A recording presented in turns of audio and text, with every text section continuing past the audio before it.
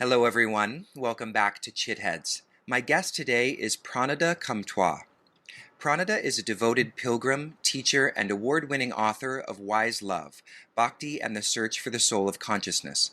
Her writing sheds light on Bhakti's wisdom school of heartfulness, with a focus on how to culture wise love in our lives and relationships so we can experience the inherent unbounded joy of the self. At 16, she met her teacher, A.C. Bhakti Vedanta Swami, and began her lifelong study and practice of bhakti. The wisdom of her teaching grows from living for 20 years as a contemplative in bhakti ashrams, and another 20 years raising a family and running two multi-million-dollar businesses. Her writing has appeared in Integral Yoga, Rebel Society, Elephant Journal, Tattooed Buddha, and the books Journey of the Heart, Bhakti Blossoms, and Goddess, When She Rules. She is also a featured speaker in the film Women of Bhakti. So with that, hello Pranada, thank you so much for joining me. Good morning, Jacob. Glad to be here with you. So I'm excited to talk to you today a lot about topics that arose in my reading of your book, Wise Love, which for those that are watching this video, I'll show the book here, which is really very beautifully written. So I appreciated reading it and learning your perspective on a variety of things as they relate to Bhakti philosophy and theology. So to start with, I do want to get a little bit into your story and how you came to the Bhakti tradition, but I want to start out just by asking, what is wise love? So wise love, in a very succinct, obviously the whole book is a description of wise love, but a succinct description is it's coming in the yoga tradition, obviously, bhakti. And when we speak about bhakti yoga, we're speaking about a method of being and developing love that's based on philosophy and understanding a meta-narrative about the world described in the Yoga Sutras and Bhagavatam and other Bhakti Shastras. So wise love is an idea that it requires head and heart. The spiritual life requires head and heart. Now, bhakti is very much based in an approach of love toward our source, toward the supreme.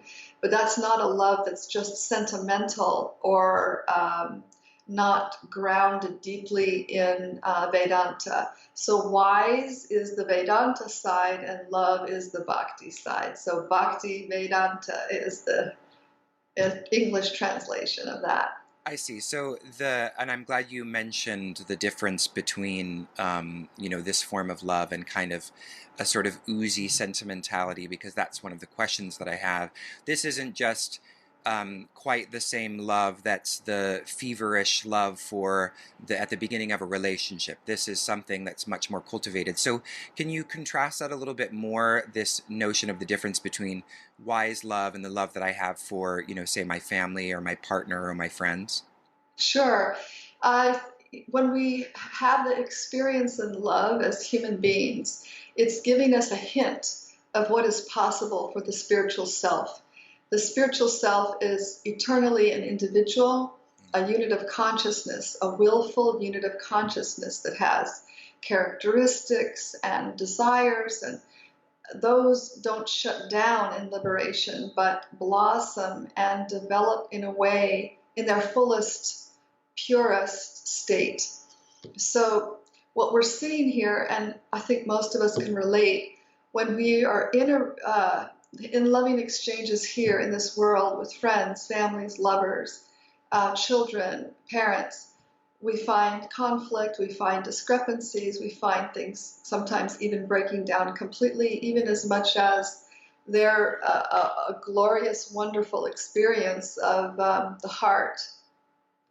What we have with wise love or love of the supreme is not a breaking down, but an actual unity that is not disharmonious with the diversity of being two. So it's a perfect melding of two hearts where individuality remains intact, but it's without the inebrities that we find in this world.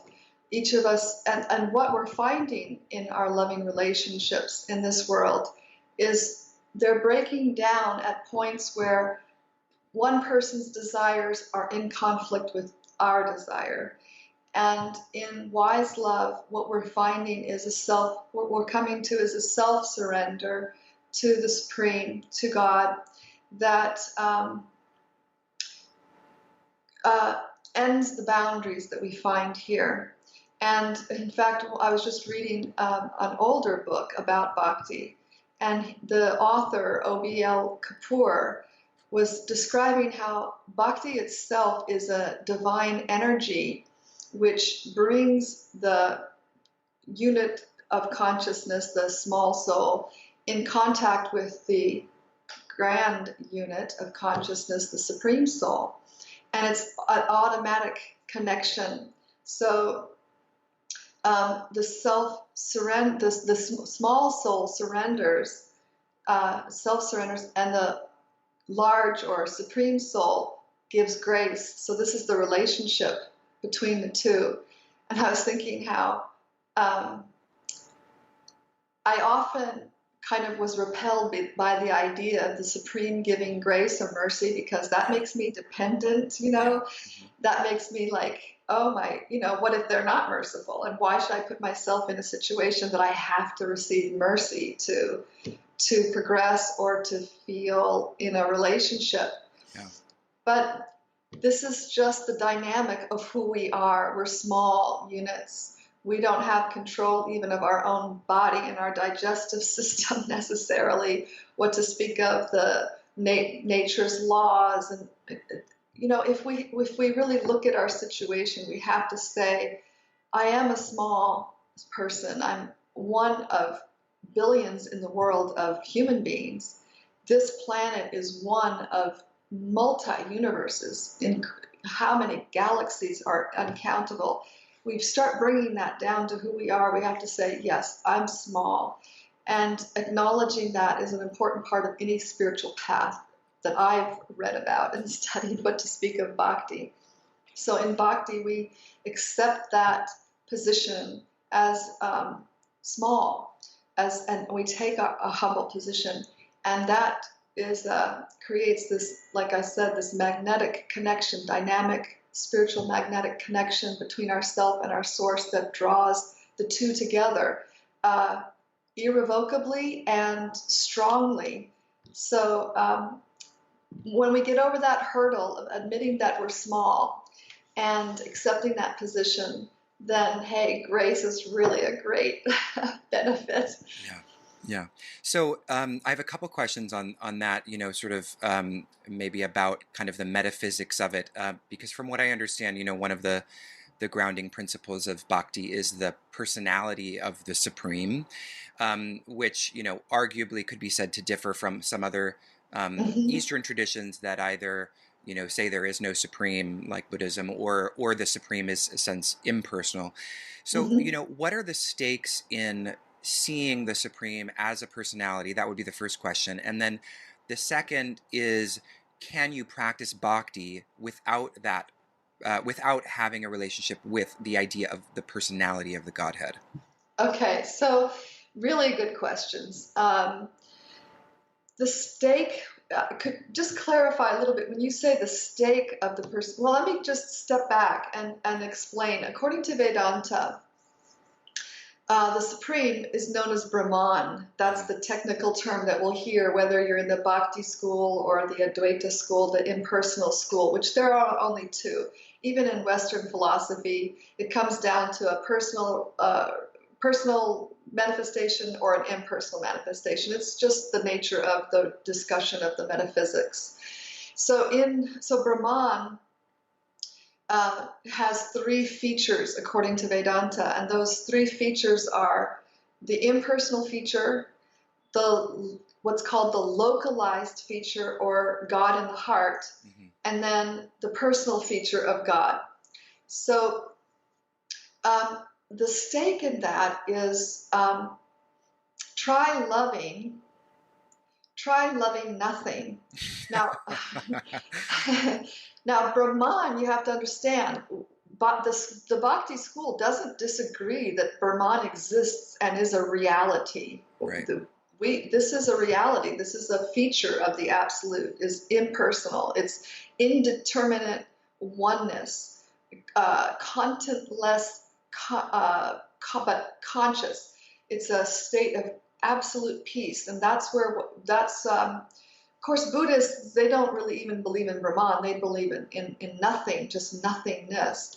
But the Advaita school believes in that indeterminate Brahman, which is a very peaceful state. And achieving that, you achieve eternal peace. So that it's a desirable state from our condition of being so distressed and harassed by bodily and mental and external and relational and all these things that come at us all the time in this world of suffering, as the Buddha said.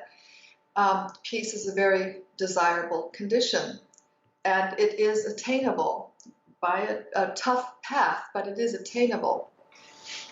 But that said, how do you love that? How do you love indeterminate nothingness or oneness? That bhakti can't be associated with that, because bhakti means an exchange of love.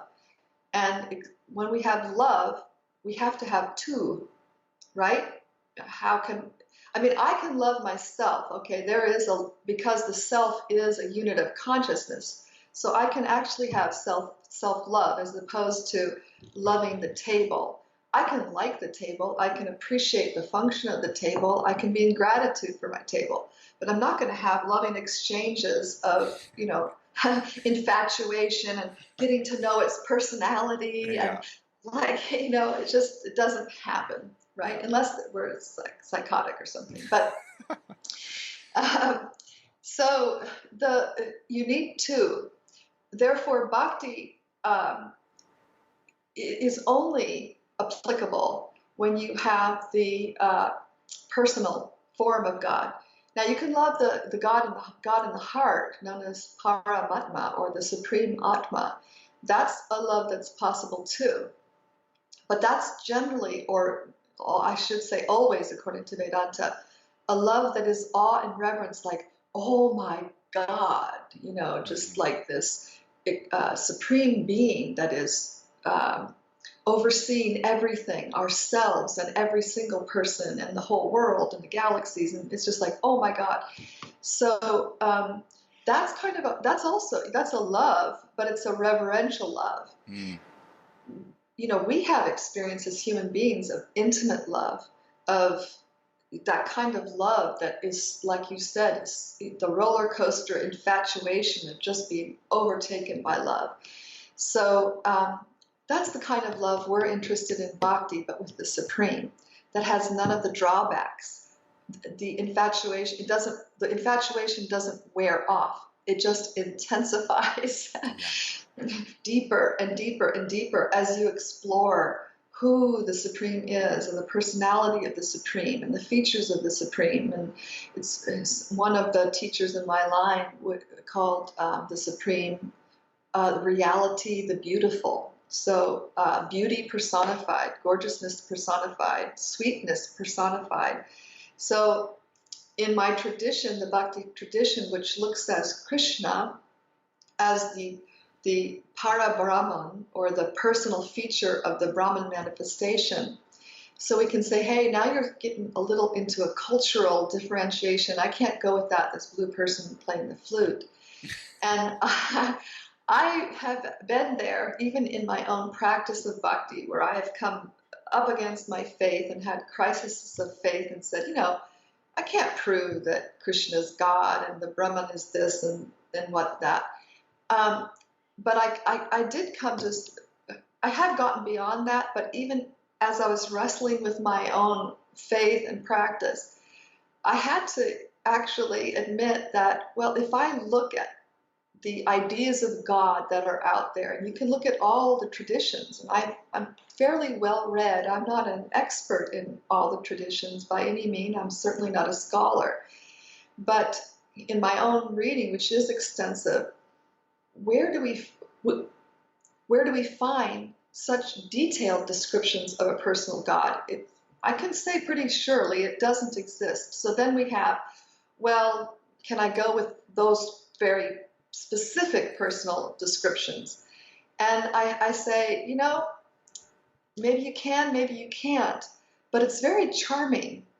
At the very least, it's extremely charming. And when I think of the Supreme, he ought to be joyful, he ought to be young, he ought to, or she, be beautiful, it should be very attractive. There should be a method of approaching that person that is specific. So even if we kind of get hung up on the details and we say, oh, this is cultural, I don't want to have anything to do with it, you have to say, well, at the very least, it's a form of meditation that's extremely attractive and charming. Mm. And then beyond that, you have saints and seers and mystics who have had vision, darshan, exchange. And sometimes we can just go to revealed text and say, old books, dusty books, has nothing relevant. No. But it's much harder to deny the experience of those mystics whose lives show an example that are phenomenal, that are superhuman, going beyond our humanness. We have to say, wow, something is relevant, something is real here, because the person is changed, and how hard is it for us to change? If we're trying, we know it's not easy to change and to transcend our humanness. So when we find people who have the Jesus, the Buddha, Muhammad, the saints, the mystics, in whatever tradition, we have to say this is proof of a transcendental existence. And we have within the Bhakti traditions thousands who are saying, God has a flute and he likes to play it to call us and say, hey, come join me in my fun. Yeah. So just to return to that kind of the connection of the Vedanta teaching of Brahman with the kind of Bhakti teaching, is the idea that the experience of that sort of, that ineffable oneness, is that a lower threshold of achievement in the Bhakti tradition, and then one sort of realizes that, and then they have a relationship with Krishna or the personality, or is it something that has sort of happened simultaneously? Well, when we start talking about there are certainly, the texts do speak about realizations in terms of a hierarchical state. Right. But it also describes that it really depends on the individual, because we are individuals. We have individual will that doesn't go away, even in liberation. So what do you want? Do you want to merge into indeterminate oneness and drop your personality and not have a loving relationship and be peaceful? That might be for you. Do you want to maintain your individuality, find its fullest expression and its full potential, and have a loving relationship where you can actually talk and discuss and play and engage with the Godhead in a personal way? So it comes down to that. It comes down to our personal decision. That's why the Eastern thought or Hinduism is so interesting, because it's very open in its acceptance of all ways and all possibilities, right? That's the beauty of Hinduism, actually.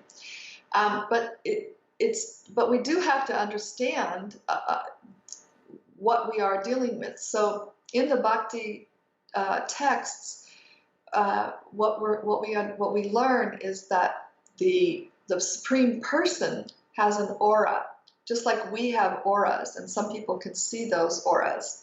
Sometimes we can even feel the aura lacking when we're sick. We can feel that, we don't have the kind of energy that can usually expand. We know what our space is when someone gets too close to it. So we might even have personal experience of our aura.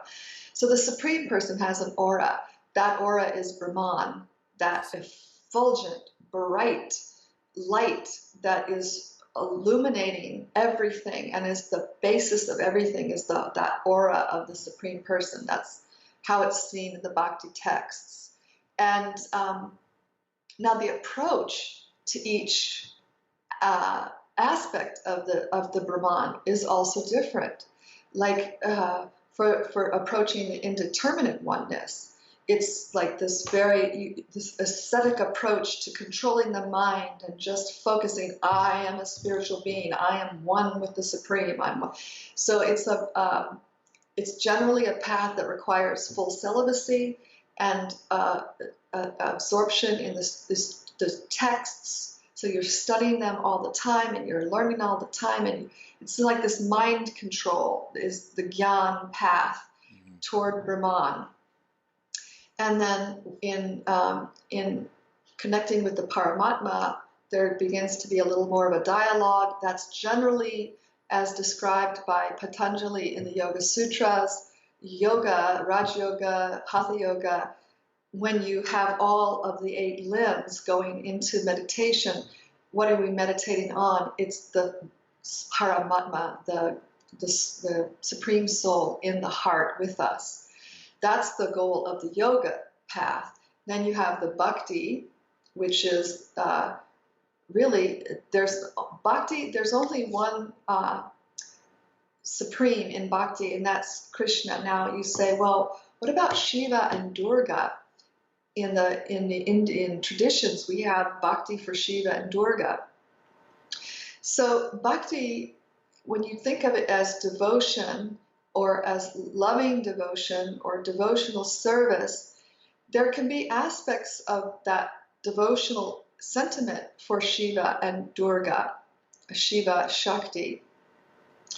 But it's not exactly bhakti, because the bhakti is a state that is eternal and grows. When those who are worshiping Durga, for instance, see that behind Durga is Brahman, for the most part, that oneness. So you're worshiping Durga up to a certain point, and then you kind of dispose of her, and you merge into the oneness. So how is that bhakti? When you're if it's bhakti, it's eternal and it's growing. It's not being disposed of. Now, bhakti can get you far because everyone responds well to love and devotion. So Durga will respond well to you and give you the goals that you want, and Shiva as well. But bhakti per se is for the Supreme Godhead. And in that sense, we're talking again about hierarchies, where there's one text in a text called Brahma Samhita by Brahma, who's the creator of the universe. And he says, Devi Maheshu Haridam Suteshu. So in this material world, we have Devi Dam, the realm of Durga. This is her realm, the material world. Above Devi's realm is Shiva's realm. That's Mahesh Dam. And he is very close to Krishna in tattva or tattva truth. But he lacks some of the characteristics of Vishnu and Krishna. And above, so Devi, Mahesha, Hari, then you have Hari's Dham, which is the Dham of Vishnu, and then Maha Hari Dham, Krishna's Dham. So there are different texts that describe a hierarchy, but again, it's a personal desire, what we're looking for, what we want. If we want to fulfill material desires, there's one text that says, approach the Supreme Godhead for material desires, spiritual desires, nothing. But really, material desires, Durga's a good one to give. Right. And Shiva's a good one for liberation from the body. So I want to ask a question that sort of, I feel like, presenting itself, which is the connection between the relationship with the Supreme and my relationships with other people. Because, one thing that sometimes, arises, I think, when we confront the kind of idea of dualism between the spirit and matter, is that oftentimes the material realm gets sort of it by negating it or by denying its sort of ultimate reality, it can lead to a kind of escapism that then moves us away from the world. And so how, if the ultimate relationship is my relationship with the Supreme, how am I inspired to then be of service to the world? on a couple of levels. First of all, if your metaphysic is that I'm a spiritual being, you're a spiritual being, we're all equally spiritual beings. There's no difference between us on a spiritual level.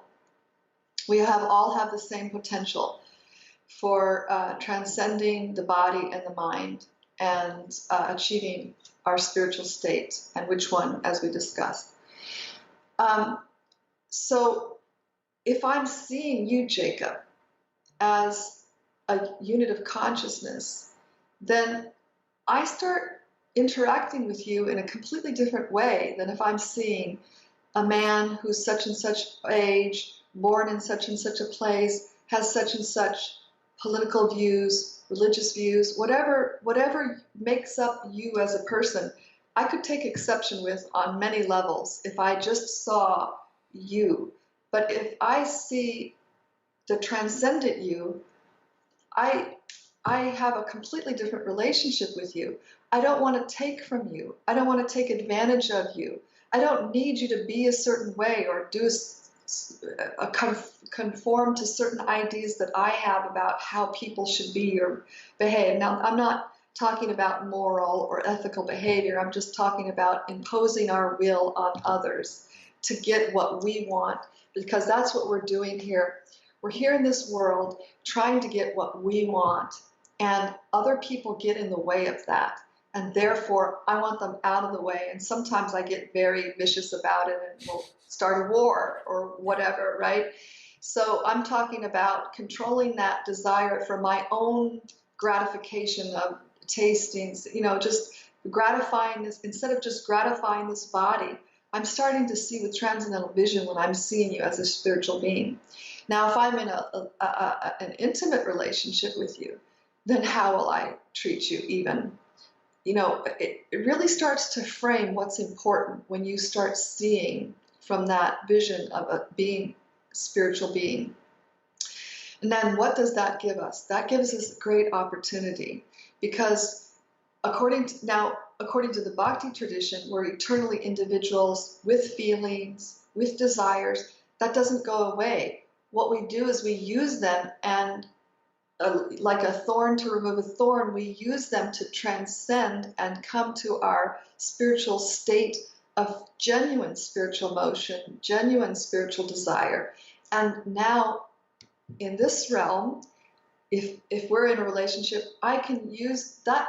My relationship with you becomes a vehicle for me to fully express the highest love that I can with you as a practice in my relationship with the Supreme. Because, the Supreme is not going to want us entering and hanging out and being obnoxious people, even on a very subtle level. If I've got, my agenda in any way, it's going to clash. And that's what we find here. The disunity here is so disheartening that a lot of people choose the path of merging into oneness, just because the disharmony and the disunity of all the different individuals is just, we're ready to give it up completely. Mm-hmm. And Bhakti says, there is such a thing as unity in the individuality that's perfectly harmonized and very beautiful. And we do have like moments of that where we see that in our own lives, but it's so fleeting and we can't grab onto it, and it's gone before we really can feel it deeply.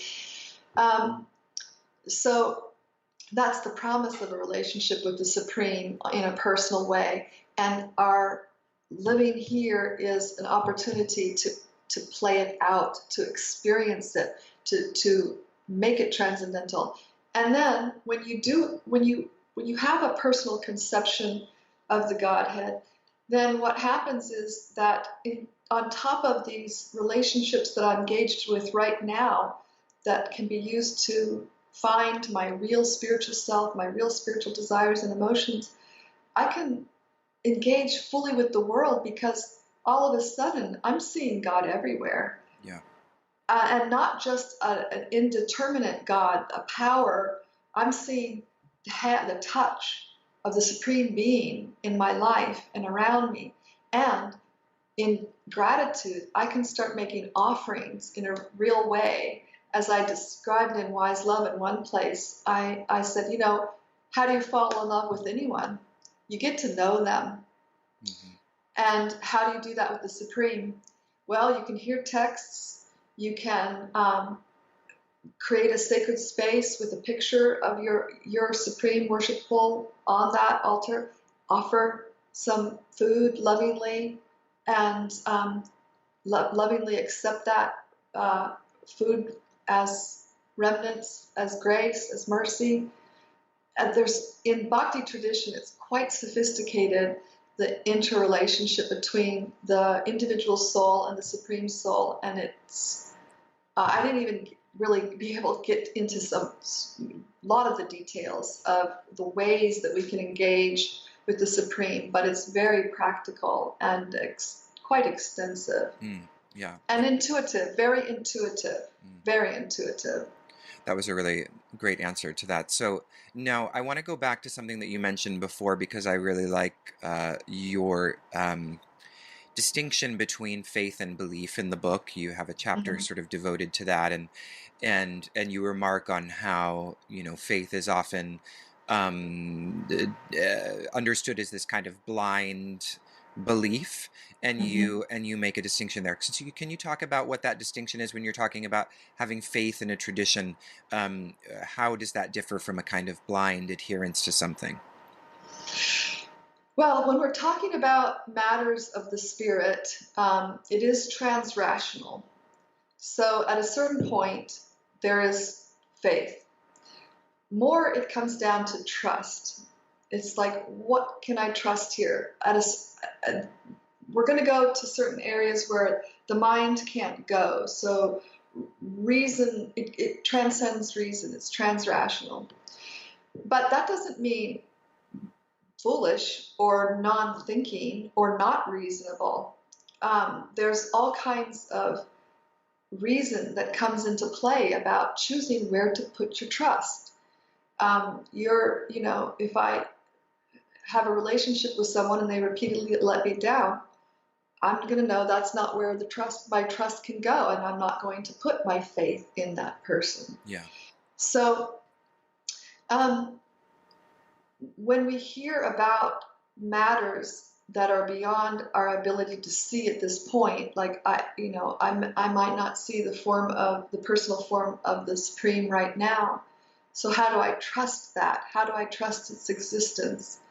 Well, look at the metaphysics behind the philosophy that proposes that the Supreme is a person. Does that stack up reasonably? Is it logical? And then when you have to make those leaps, can you therefore have enough faith in what you have heard, or trust in what you have heard, that you can make those leaps, which are generally made by seeing the example of others, as I described earlier.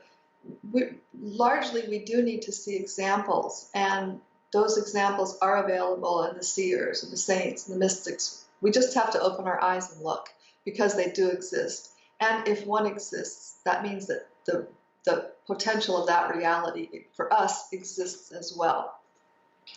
So in that chapter, I opened up by describing how faith was not always used in a religious context, which is quite interesting. It's become a religious context. Faith is like, whoa, not going there. And belief is more like a condition of the mind. Okay, I accept that, but it might not even be reasonable. Yeah. So what I propose, it's not a belief. And that's the other thing. When you start looking at the meta-narrative, I'm a spiritual being, and I have a source, being as small as I am. I didn't create myself, so I have some source. Now, whether that source is impersonal, personal is part of the dialogue. But I have a source, and so finding that source is not a matter of belief. It's a matter of reality. So then what reality do I trust? What path can I trust to take me to that reality? And it's at first it's a very intellectual experience, an attempt. a very head-based attempt. But in the practice, it becomes experiential and becomes very heartfelt. And that's one of the processes of a spiritual life, is this harmonizing of the head and the heart to be one. But to get to a heart place requires some practice. Our ideas are very skewed. We've been here in the world a very long time, many lifetimes, trying our little God projects of being happy here and having it our way. So to shift that does take a practice, and it requires a serious ego, we could call it ego effacing or ego cleansing path. It's not just willy-nilly, like pulling this here and pulling that there. Yeah, I like that distinction, and I think what you're remarking on really resonates with me as it being something that is very intellectual, especially at first, because for most of us, especially if many of the people who listen to this podcast are people who grew up in a Judeo-Christian tradition, and so there is a kind of almost a preparatory phase, or a kind of making reasonable or understanding the reasonableness of a tradition that's not natural to us, because it would be very different if we grew up in India, where we were just sort of immersed in this automatically, and therefore there wouldn't maybe necessarily even need to be a kind of intellectual process or an intellectual formation. So it's interesting. I think it's a unique aspect for Westerners coming to really any Eastern tradition, that there is more of a kind of process of kind of intellectually and reason at the basis of reason, imbibing a kind of narrative. But one thing you also mentioned in your book, which relates to this faith idea, is that ultimately it is emotionally grounded. You mentioned that scientists themselves have biases. A scientist doesn't go into any scientific project without some kind of emotional connection. Otherwise, why would they? Why would they Exactly. make any, leap to begin with? They wouldn't, if there was no emotional investment in anything, we wouldn't get out of bed in the morning. Exactly. So it's this idea of like, oh, is it reason or is it emotion, is kind of a false opposition. Exactly. It is indeed. But what I just would address one point that you made, where those who were born in India, they're immersed in this, and they are. I mean, everyone just takes it for granted that there's birth and rebirth, and I'm going to have another life. There's no idea of like what we get with Judeo-Christian or Abrahamic thought, where this is it. This is our one chance, and you're going to hell if you mess up, and you're going to God if you do well. But there in India, it's like, yeah, you're a spiritual being, and you come back, and you got to get it right at some point. But at the same time,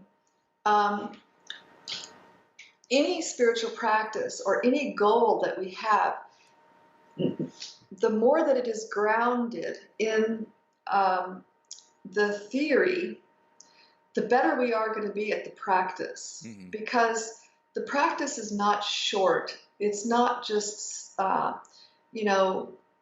attempting something for a few months or sitting down for half an hour a day. This is a life project, liberating ourselves from the confines of a body and the mind and the world, which is a suffering place. I mean, as I say in the book too, I see it as a love affair here in this world, but it is a suffering place too. We can't deny that. So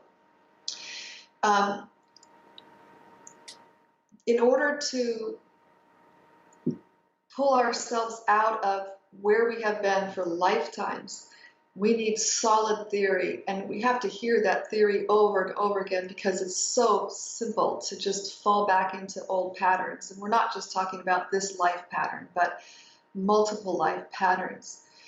And therefore, you have those on the Gyan path. They're ascetics. They're the ones that are going into the Himalayas, into a cave, and not seeing another human being, and barely eating, and just immersing in I am spirit, and this I am one with the Supreme Spirit. But but it's a lifetime. Whatever the path is, it's a lifetime endeavor. So we need to be able to stay the distance. If on a long run, it takes some real practice to be able to take that long run. And therefore, what's so interesting about bhakti is that even though it is heartfulness. It is the yoga of the heart. It is the yoga. It's the yoga within the yoga tradition that develops the heart. It is very rigorous philosophy. I mean,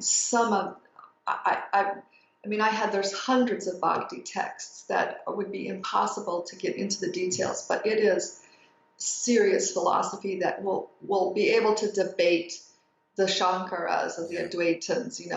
It goes toe to toe in debate on a philosophical level. So, and that's helpful. Yeah, I appreciate that way of looking at the theory, because I really.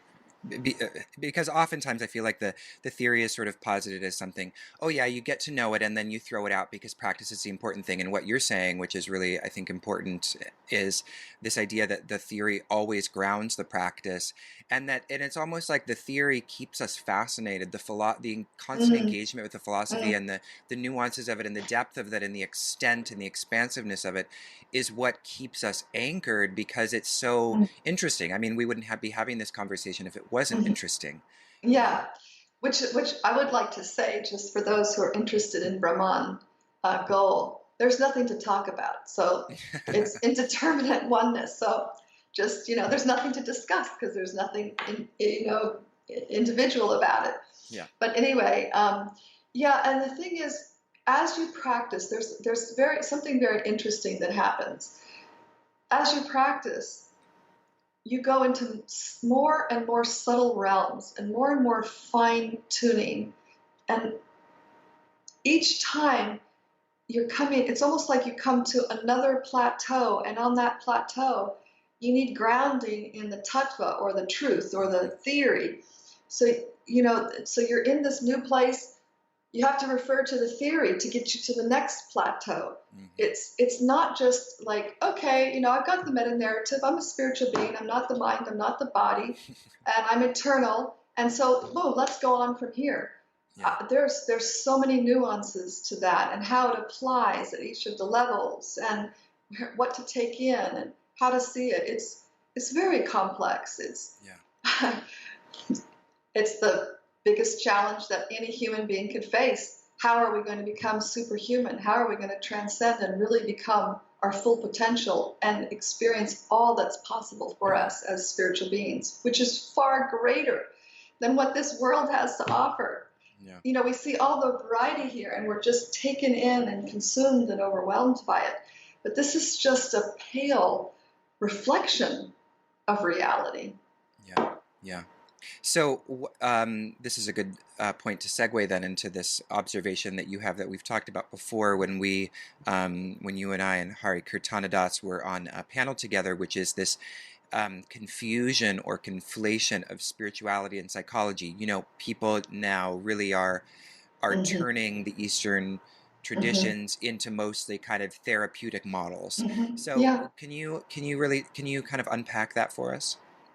Well, this yoga system is a very solid therapeutic model. Yeah. And because what we're talking about is the philosophy of mind. And in fact, I was listening to a teacher recently. I was just up in North Carolina listening to his classes. And one of the things he said caught my attention. I'll bring it up. But who would be somebody that you would go to speak about philosophy of the mind? Would it be someone who has control of the mind or someone who just talks about what might be the mind? And in other words, shall I just go to a professor at a university who's talking about Western philosophies and the mind is this and the mind is that? And should I go to psychologists, talk about the mind, psychotherapists? Or should we go to somebody who actually has controlled the mind to a degree? Do you think that they might know something about mind if they're not pushed by sexual desire or they're not pushed to accumulate and, try to get everything for their gratification, if they're completely peaceful and have controlled the human passions, might they know something about the mind? So this is what the yoga system is.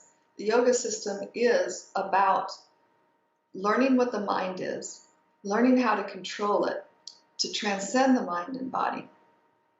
And what that does then is bring us into a different realm where we're peaceful.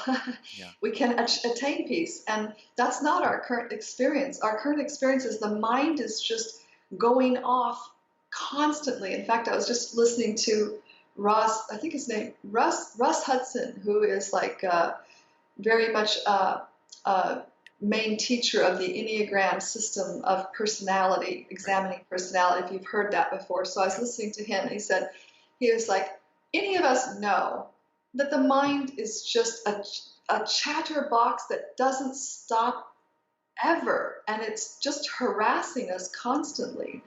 So how do we control that? That's what all of us are interested in. So now we have come to the now, be in the present. That's a way. Meditate. That's a way. There's options. In psychotherapy, we can get in touch with some of the tricks of the mind and come into control of it in that way. These are all very powerful tools that the yoga system has to add to what we do know about the mind through psychology and philosophies of mind. But ultimately, the mind is matter. It's not us.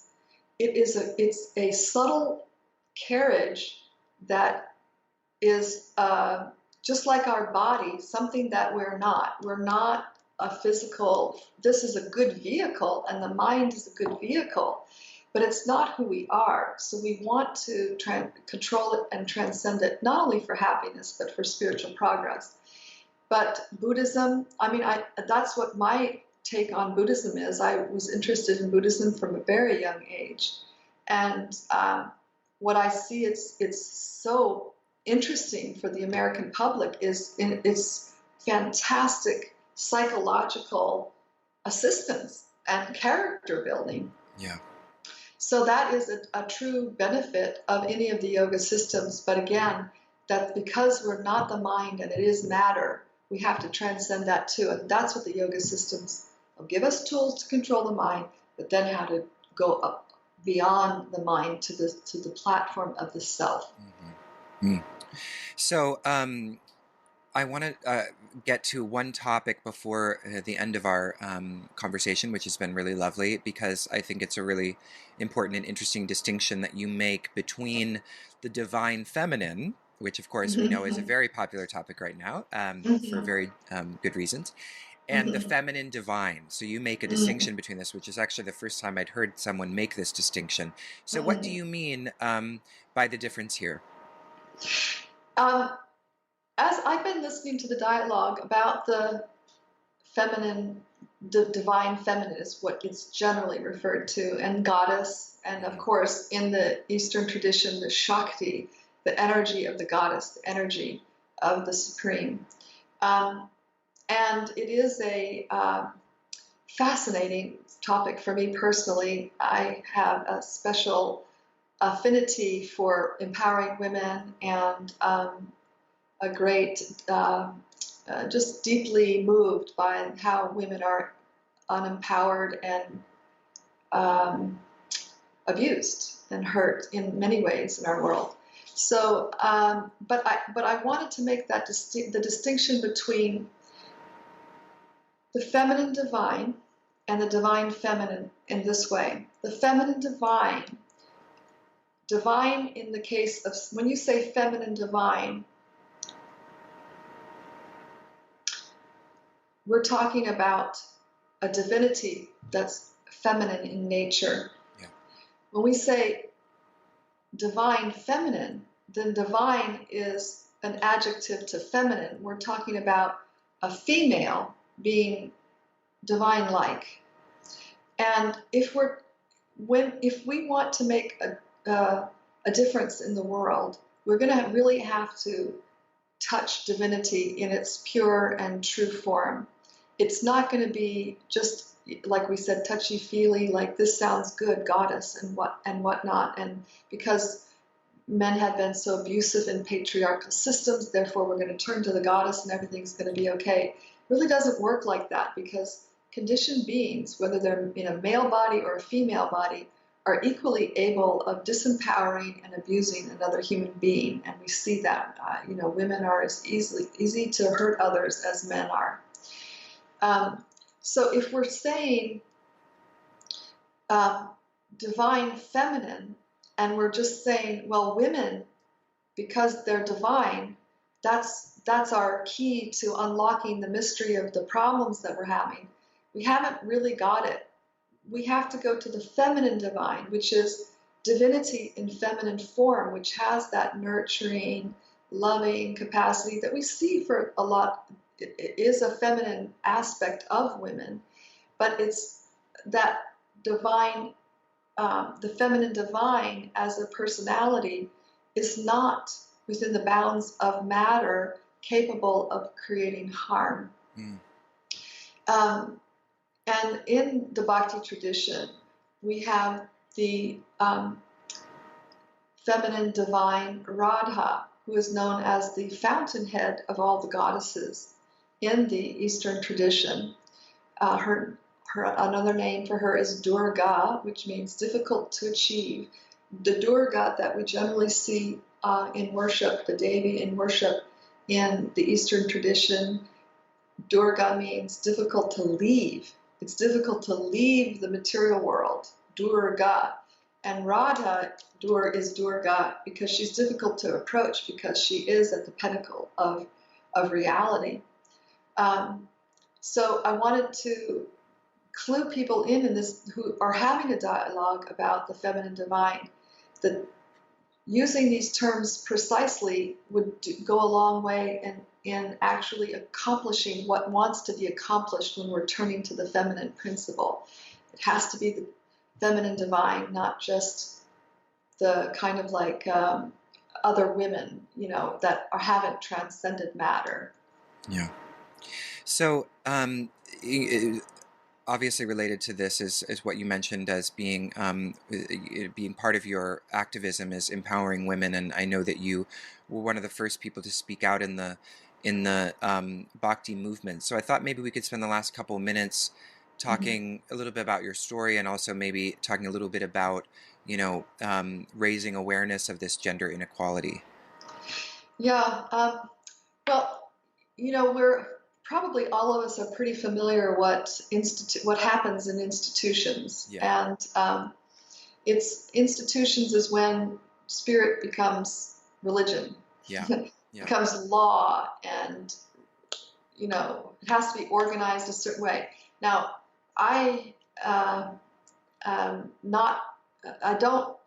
institutions have a place. They're very important for grounding and for the masses of people, and for getting us perhaps going and getting us in our practice. And at a certain point, they may not serve us well, because the spiritual journey is individual, and it's not a law. Love transcends law. Yeah. But it has to be wise love. It has to be grounded in the theory, in the philosophy, in morals, in so many important things.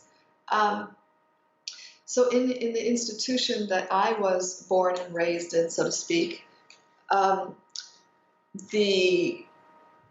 was a prevailing hierarchy of men, and women were the very lowest on the rung, and they were not welcomed into many areas of service that were open to men.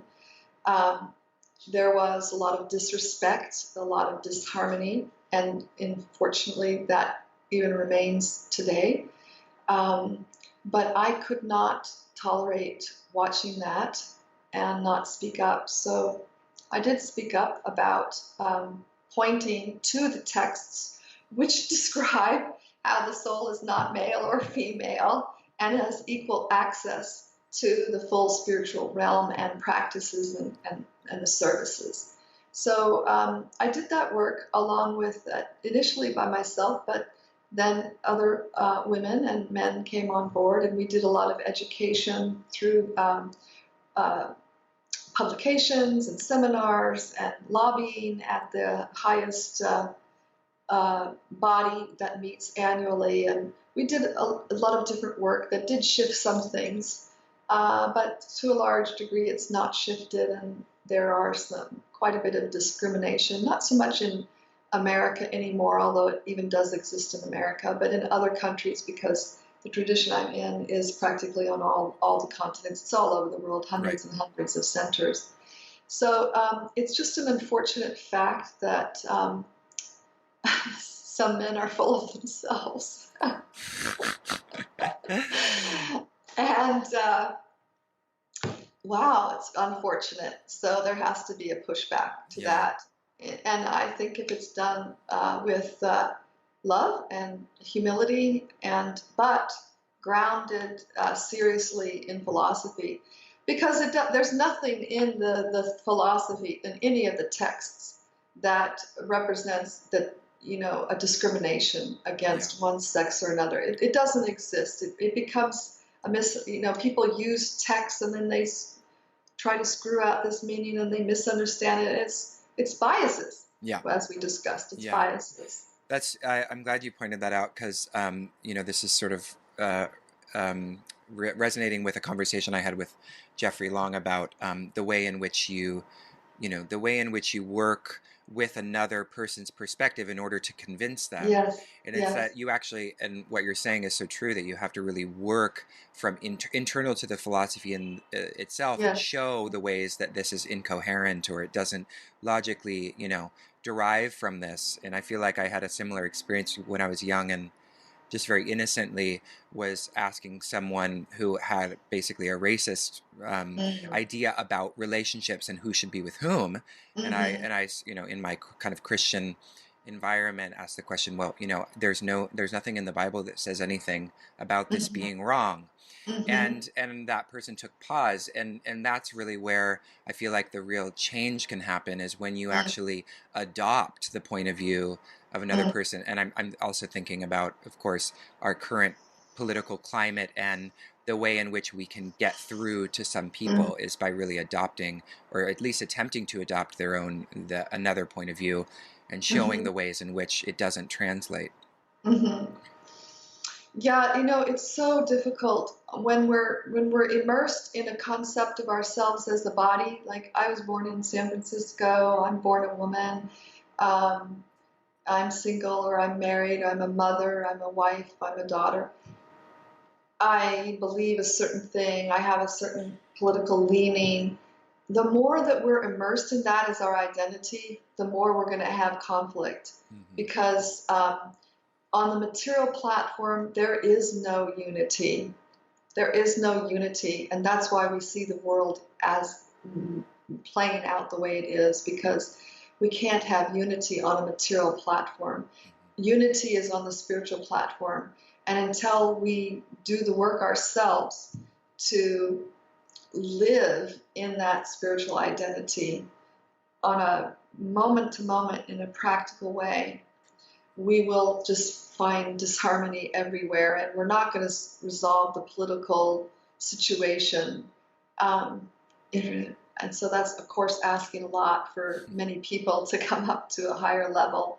But that is what's required if we as a group of human beings want to see unity. It's on the spiritual platform. It's not going to happen by thinking, I'm a Christian, I'm a man, I'm a woman, I'm American, I'm Indian, I'm Hindu. It just doesn't happen on that level. Yeah. Well, this has been a fascinating conversation, Pranada. Thank you so much for sharing your wisdom and insight. Do you want to end by sharing anything about what's going on, or what's going on in your teaching life? If you'd like to share any opportunities for people to connect with you again. Sure. I'm on my website, pranadacomtois.com. I blog there. I'm currently working with a friend on a workbook for yoga teachers to accompany Wise Love, the book, which is really it's a unique book as a concise handbook on the essence of bhakti that's really not available elsewhere that I've seen. Yeah. And I am looking at doing an online e-course, and I've started to think of book ideas for another book. So I'm not traveling and speaking. You would connect with me on my website and through the book. I welcome any questions, any dialogue, any participation. I do blog. I do put up essays in different locations from time to time as well, but mostly I'm writing. Okay, wonderful. All right, so everyone check out Pranada's website at pranadacomtois.com. Thanks, Jacob. Thank you so much.